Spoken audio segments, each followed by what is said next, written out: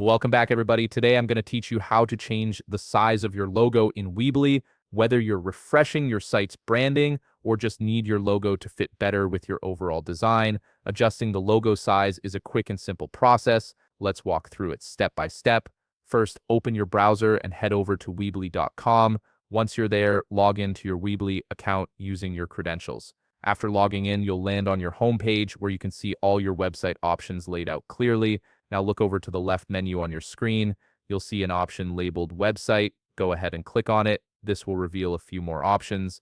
And right underneath, you'll see Edit Site. Click on Edit Site to proceed to the next step. At this point, Weebly will show you a list of all the websites you've created under your account. Choose the specific website you want to edit. Once you've selected it, look to the right side of the screen and click the Edit button. This action will take you into the editor page of your website where all the customization magic happens. Once you're on the editor page, direct your attention to the header section at the top of the page preview. This is where your logo is typically displayed. You'll want to locate your logo in this header area. It's usually positioned prominently so visitors can immediately recognize your brand.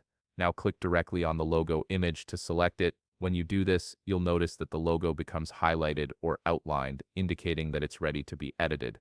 This selection is crucial for the next step. Next, hover your mouse over the bottom right corner of the logo. As you do this, you'll see the cursor change into a double arrow resize cursor. This cursor signals that you can now adjust the size of the logo. Click and hold the corner handle, then drag it inward if you want to make the logo smaller, or drag it outward if you want to make it larger. As you drag, you'll see the logo resize in real time, allowing you to find the perfect dimensions that suit your site's design. Once the logo reaches your desired size, simply release the mouse.